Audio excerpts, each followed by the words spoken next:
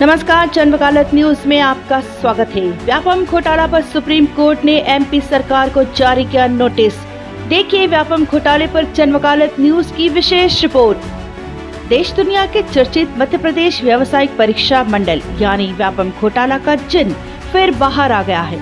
Supreme court ने मध्य प्रदेश सरकार को नोटिस जारी करके जवाब मांगा है।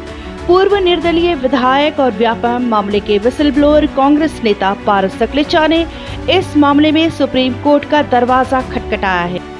2 महीने पहले उन्होंने सुप्रीम कोर्ट में याचिका लगाकर कुछ बिंदुओं पर फिर से जांच की मांग की है। व्यापम घोटाला मामले पर कोर्ट ने सरकार से जवाब तलब किया है।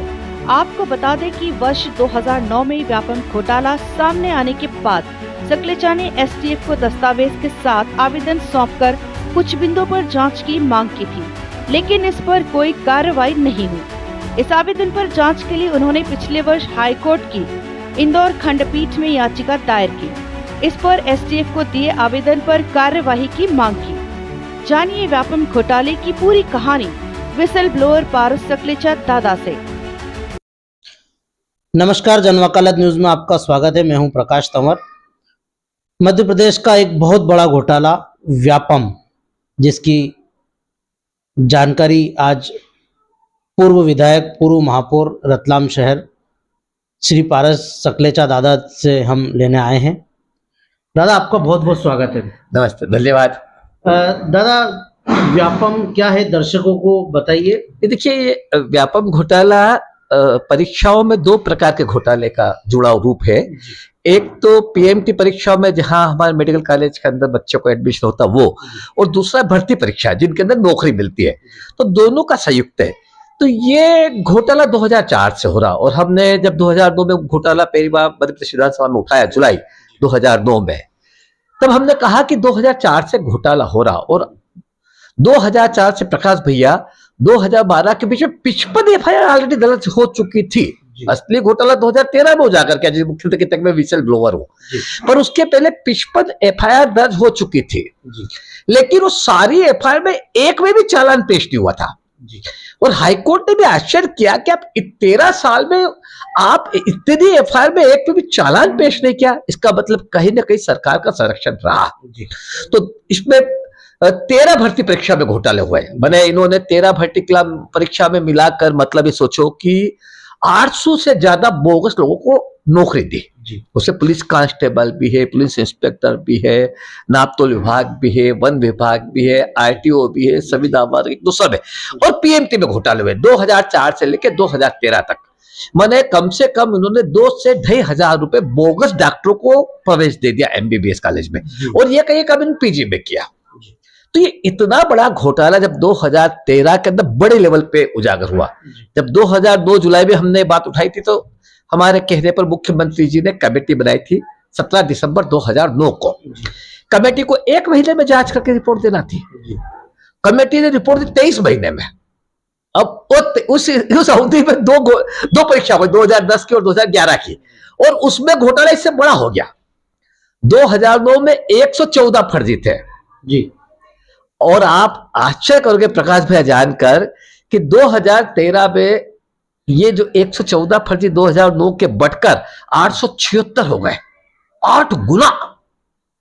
तो मुख्यमंत्री जी क्या घोटाले रोकने के लिए काम कर रहे थे कि घोटाला बढ़ाने के लिए काम कर रहे थे? ये बड़ा प्रश्न है। ये बड़ा प्रश्न है। तो और मुख्यमंत्री की जिम्मेदारी है जी। हाँ, उन्होंने विधानसभा में कहा कि मुझे 2013 के अंदर 20 जून को एक पत्र मिला और मैंने उसके ऊपर कार्रवाई की, और मैं विसल ब्लोअर हूं, मुझे विसल ब्लोअर कीजिए व्यापम का जी। और आप जब विसल ब्लोअर है तो पत्र कहां गया? वो पत्र ही नहीं। हमसे बाद में प्रश्न लगवाया, बाला बच्चन ने लगाया, प्रताप गेवाल ने लगाया, हर्ष विजय गहलोत ने लगाया, तो सारे गृह मंत्री उत्तर दिया कि पत्र प्राप्त हो रहा ही नहीं पाया गया। बाबूलाल गौर ने कहा कि पत्र प्राप्त हो रहा नहीं पाया गया, तो पत्र कहां गया? तो ऐसा लगता है कि मुख्यमंत्री जी क्या मजाक कर रहे हैं विधानसभा में, कि झूठ बोल रहे हैं। तो दादा, इसमें जो आपने एक याचिका भी इसमें लगाई थी, उसके विषय में दर्शकों को देखिए।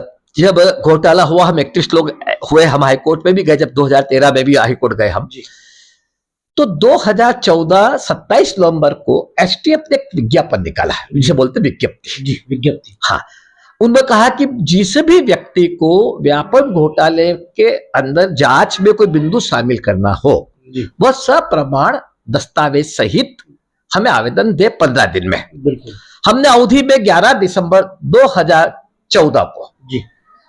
एसटीएफ के भोपाल ऑफिस पे जाकर हमने एक आवेदन दिया 350 पेज का दस्तावेज सहित। जी। फिर उन्होंने 2 फरवरी 2016 को मेरा मौखिक साक्ष्य लिया, जिसे बोलते कि भाई आपके बयान। फिर मैंने 71 पेज का लिखित आवेदन भी दिया साथ में और 240 पेज के दस्तावेज भी दिए, तो इसे मिलाकर 500-600 पेज के दस्तावेज मेरे हो गए।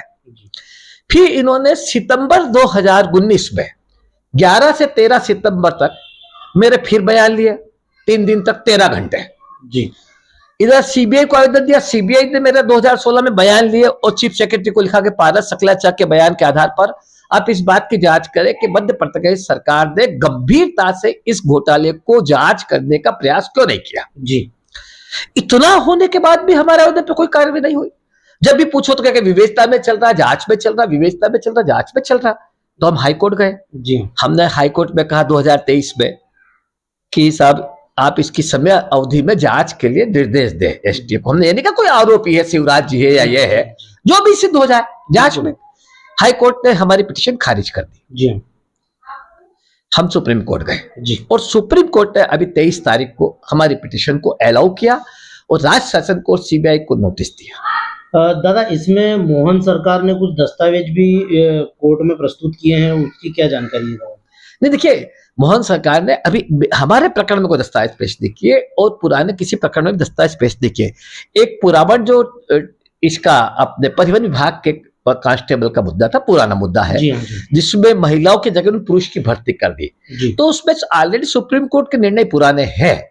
मोहन सरकार ने उस पुराने निर्णय के परिप्रेक्ष्य में आदेश निकाला कि जो महिलाओं के स्थान पर जो पुरुषों की भर्ती हुई है उसको निरस्त किया जाए। तो ये इन दोनों के आपसी कलह का काम है। यह आदेश तो पहले से था जी, ये सुप्रीम कोर्ट तो दादा क्या लगता है सुप्रीम कोर्ट से अब कुछ इस पर सुनवाई होगी? और नहीं, देखिए, अब सुनवाई तो होना है जी, 4 सप्ताह में इनको जवाब देना है जी। अब ये जब भी जवाब देंगे उस पर बहस होगी और हमने सुप्रीम कोर्ट में 908 पेज की पिटीशन लगाई है दस्तावेज सहित, 908 पेज की। और हम एक एक बिंदु को अगर हम आरोप लगाते हैं तो हम ये कहते हैं कि भाई आप मुख्यमंत्री से पूछताछ करो, तत्कालीन मुख्यमंत्री शिवराज सिंह जी, जिनके पास में चिकित्सा शिक्षा विभाग भी था। चीफ सेक्रेटरी से पूछताछ करो, डीजीपी से पूछताछ करो, उनको पहचान में था। प्रिंसिपल सेक्रेटरी चिकित्सा शिक्षा विभाग, उनसे पूछताछ करो। प्रिंसिपल सेक्रेटरी तकनीकी शिक्षा विभाग जिसके पास व्यापम था, उनसे पूछताछ करो। व्यापम के अध्यक्षों से पूछताछ करो, संचालक चिकित्सा से आप उनसे पकड़ो।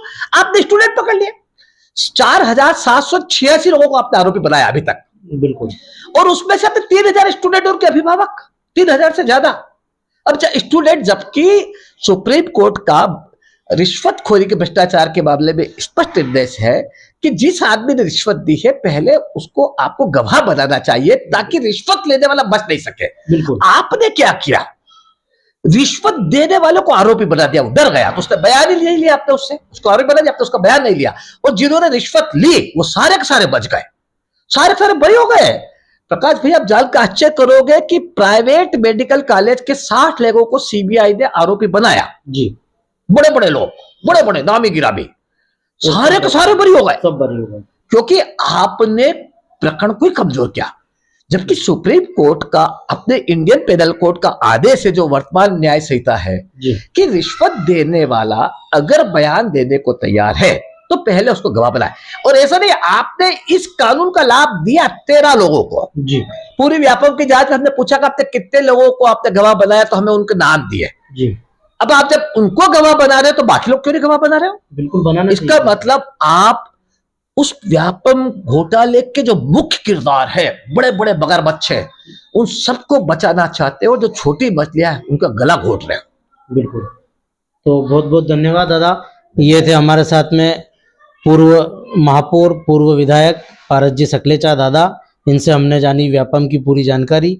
बहुत बहुत धन्यवाद।